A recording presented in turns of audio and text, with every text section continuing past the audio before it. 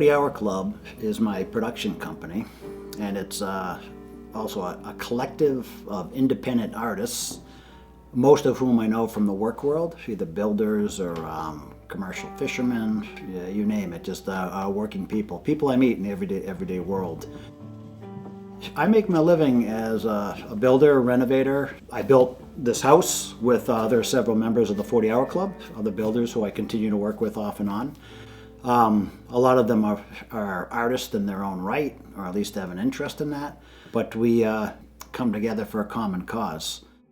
The identity of the 40 Hour Club is drawn directly from the work world, the 40-hour work week, and it was kind of started a little bit tongue-in-cheek. A club, instead of it being a fatal class, we turned it into a club where people want to belong. Yeah, thinking more about the 40 Hour Club and the kind of social component of it, and a club that does work, kind of Right. that does theater on the side, and We joke about it being exclusive, but it's yeah. actually very inclusive. Uh-huh. The doing is the part that we agree on. Even in the art world of my pursuit to New York City and La Mama Theater, everything that my mentors, we all just learned through doing, and then they would comment, but there wasn't a lot of philosophy involved. There weren't a lot of schools of study that applied. It was working with people and watching how they worked and hearing what they said. It was always about the doing. If you want to know a good way to become a playwright or make your way around the world, learn a trade. Mm-hmm. You can take that trade anywhere, and that's what I did when I went to New York. And I plastered paint. I could custom builder as well, but it was the plastering niche that kept me employed because there just weren't that many people doing it. And you probably see there's a rhythm to this that is actually conducive to thought. I like to call it the interior monologue that we all have on the job sites. And I think some people may have different conceptions of what a playwright should do or an artist should do to pursue a future in the theater playwriting. But for me, the word playwright is playwright, W-R-I-G-H-T, which actually means play builder, not play writer. And so I'm very interested in that aspect. So working in the trades makes all the sense in the world to me, that you learn all these different skills and how to put things together. And it was my oldest brother, who was a commercial fisherman who passed away of a heroin overdose in 1998, but who always encouraged me and to do what you're doing and learn how to do it well, because you may have to do it again. But there's not only is there no shame in the trades, there's a tremendous value in it.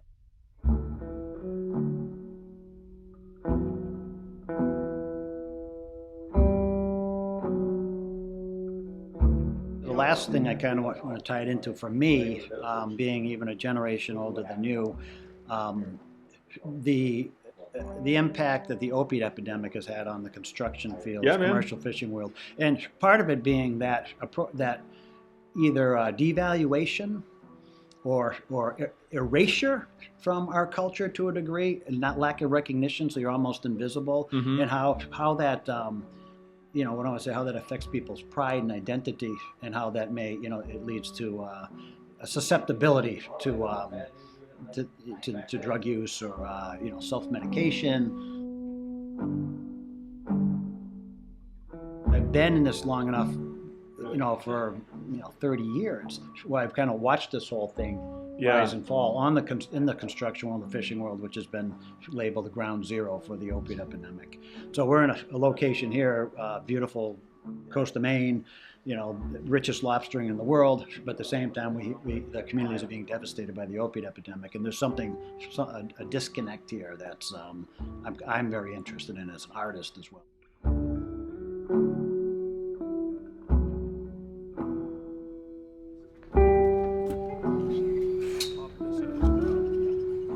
The 40 Hour Club most often now come together for productions, theatrical or environmental installations, stage readings, often for my plays.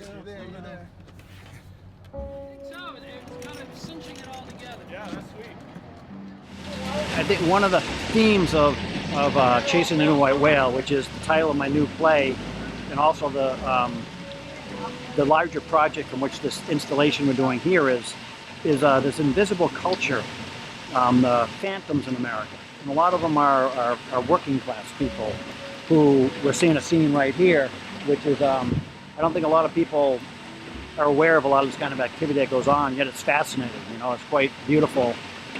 And that, but I don't know if people quite understand some of the hardships, the struggles that are involved, the status of the industry, which is also tied in with an imperiled environment. So it's all kind of, I think, at the nexus of what's going on in the world right now, you know, global warming, environmental issues, and kind of the broken working class.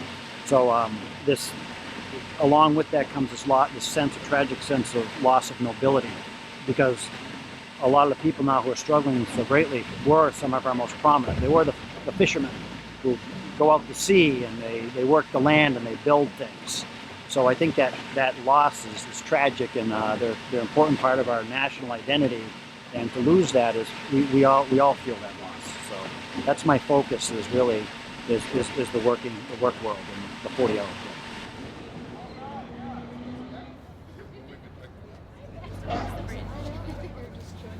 Thank you. Thank you. And it's a one-night show, right? Yeah.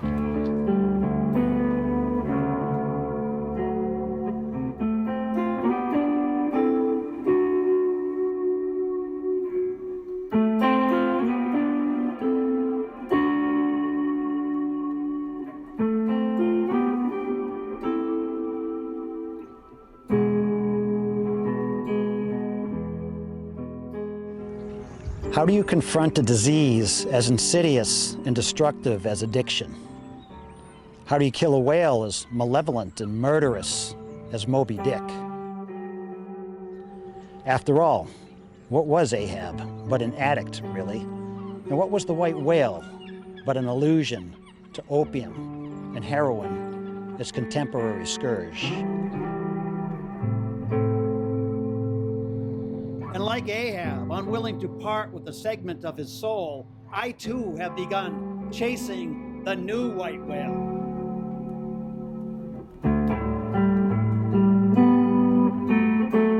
My oldest brother, I was kind of an Ishmael to his Ahab or whatever, that I had worked with him, stayed with him some, as he was starting to become, little did we know, involved in heroin, which he kept masked for quite a while. So I had a kind of a privileged outsider's view into both of those worlds, the commercial fishing world, and then the intrusion of addiction, maybe heroin and alcohol, different things. So I've been kind of intrigued by it all, I guess through my brother's kind of intrepid personality too, and how people get involved in that stuff, and risk taking is a big part of it. And I think particularly young people, when their creative seeking system is thwarted, they're kind of forced to take risks in other places. And I think my brother was probably, his personality and energy, he was an extremely smart person, could have gone to whatever college he wanted to, but it wasn't, he needed to be outside, he needed to be working, and being inside of a school was, you might as well put him in prison, which is ironically where he ended up a few times. But he had a tremendous sense of humor, prolific reader, and always turning people onto books and whatnot. But I started to see the parallel of fishermen as almost like artist or musician or just creative seeking spirit, which I think is what draws a lot of people to the sea. A lot of us only make it this far because it's dangerous out there. And to mask the fear of that danger sometimes, I think drugs and other things come into the picture. Guns and drugs, what difference does it make? What difference does it make? Drugs are killing our community, killing our industry. But they're killing me.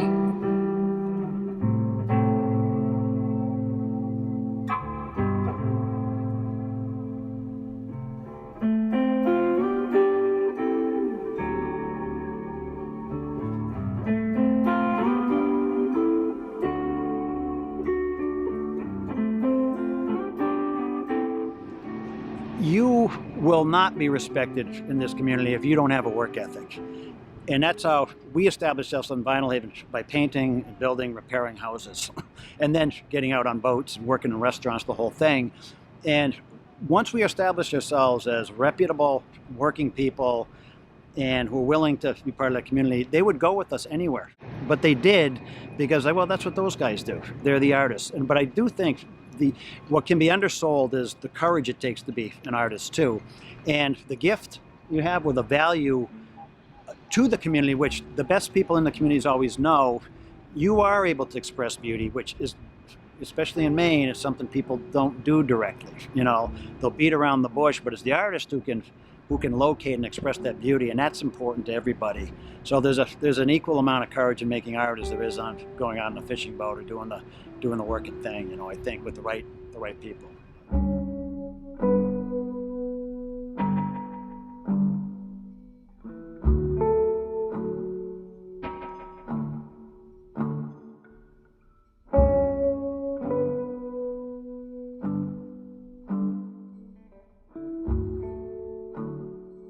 But everything, has its time, I guess, So if you have a big project, then we get impatient, and I feel its time is still coming. Well, on the epic level of it. But I hope it makes it to the level I feel that it belongs at, because I have a sense of destiny about not only the trilogy of plays, but this subject matter and Chasing the New White Whale.